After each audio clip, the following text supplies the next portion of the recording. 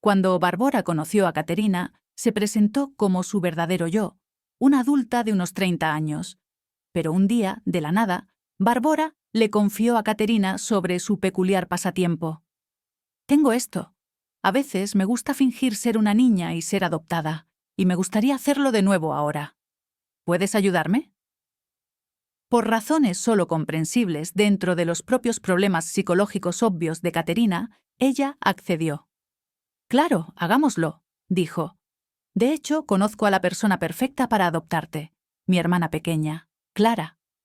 Así que Bárbara y Caterina tramaron un plan perfecto.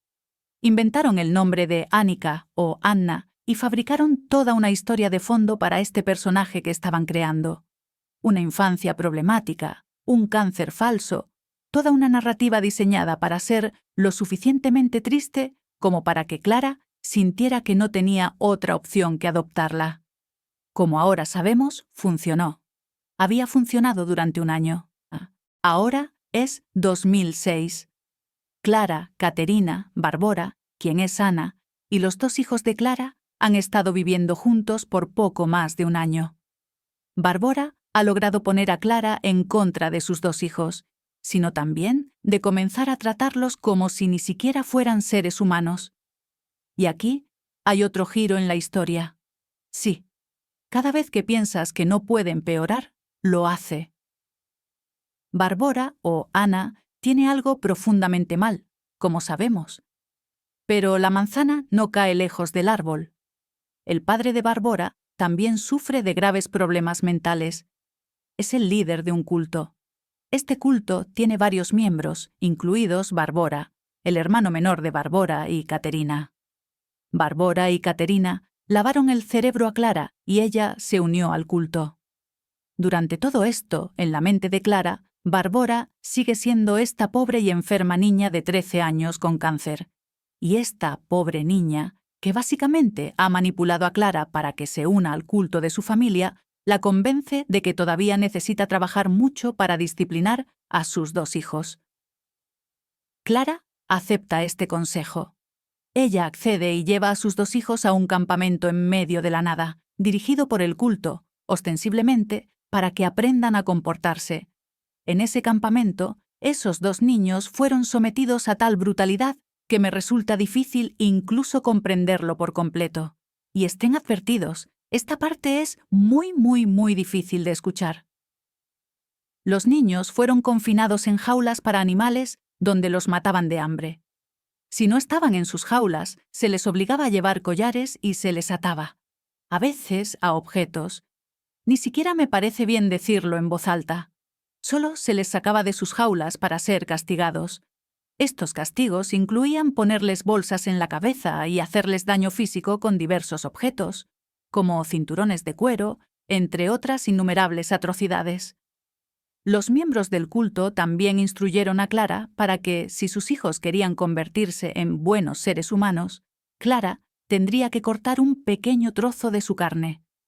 Cada miembro del culto tendría que morder esa carne humana, una ceremonia que supuestamente transformaría a los niños en buenas personas. Y este ritual se llevó a cabo. Sucedió. La forma en que esos niños fueron tratados es horrible. Ni siquiera voy a entrar en más detalles porque nadie en el mundo debería soportar un trato así, y francamente, me resulta profundamente incómodo hablar de ello. Los días se convirtieron en semanas, las semanas en meses. Finalmente, Bárbara y Clara abandonaron el campamento para buscar una nueva casa para su familia. A uno de los niños, el hijo menor de Clara, se le permitió salir del campamento e ir a casa con Bárbara y Clara. Sin embargo, el terrible maltrato simplemente lo siguió a casa. Fue encerrado en un pequeño y oscuro trastero debajo de las escaleras, hambriento y atado 24 horas al día durante meses. Pasaron 5 meses. Estamos en mayo de 2007. El hombre está en su casa, intentando configurar el monitor de su bebé. No consigue conectarlo.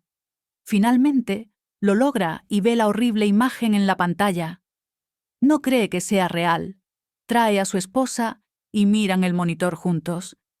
se dan cuenta de que están captando una transmisión en vivo de otro lugar, probablemente de una casa cercana, y están viendo a este niño encerrado en esas condiciones en algún lugar del vecindario. Así que llaman a la policía. La policía llega y miran las imágenes con ellos. Notan música de fondo. La policía sale para ver si pueden escuchar la música que emana de alguna casa cercana, y sí, la escuchan. Así que saben que las imágenes provienen de esa casa en particular. Los agentes se acercan, llaman a la puerta. Clara abre, fingiendo ignorancia, diciendo que no tiene idea de qué están hablando los agentes. Pero ellos entran a la fuerza. Ven la pequeña habitación debajo de las escaleras, cerrada con un candado. Rompen el candado y encuentran al niño dentro. Estaba en condiciones horribles, como se pueden imaginar, tirado sobre su propia orina y vómito, claramente muy mal. Fue llevado inmediatamente para recibir atención médica y afortunadamente fue salvado. Las autoridades también localizaron a su hermano mayor y lo rescataron del campamento. Clara y Caterina fueron arrestadas en el acto, pero no así Bárbara. La policía creía que Bárbara era una niña de 13 años llamada Ana y que probablemente también era víctima de Clara y Caterina. Esto, por supuesto, no podía estar más lejos de la verdad. Mientras todo esto se desarrollaba, Bárbara también fue llevada a un hogar infantil para su seguridad, pero luego escapó. La policía inicialmente pensó que había sido secuestrada por la secta y llevada aquí a algún otro lugar, iniciando una búsqueda masiva de esta niña de 13 años. Sin embargo, su rostro fue difundido en las noticias. Alguien que sabía que Bárbara no era una niña de 13 años, la reconoció en la emisión. Llamaron a la policía y dijeron: «La persona que buscan se llama Bárbara y en realidad tiene 30 y tantos años». La policía quedó completamente desconcertada, como estoy segura de que lo estarían ustedes.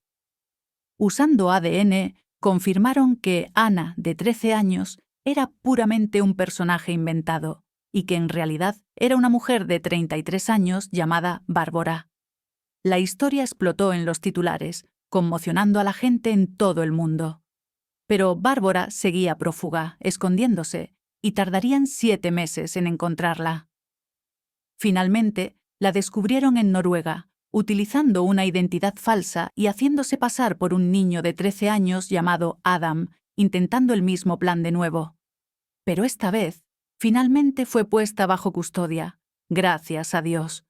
Los niños, ahora de 8 y 10 años, comenzaron su recuperación lenta pero seguramente. Tuvieron que volver a aprender a funcionar como seres humanos normales, ya que no lo habían hecho durante mucho tiempo. Incluso tuvieron que volver a aprender a hablar.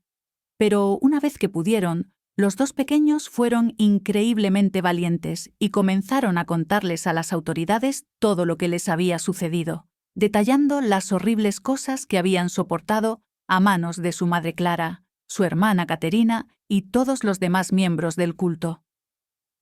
Los niños, finalmente, fueron entregados a la custodia de sus abuelos, quienes obtuvieron la custodia total.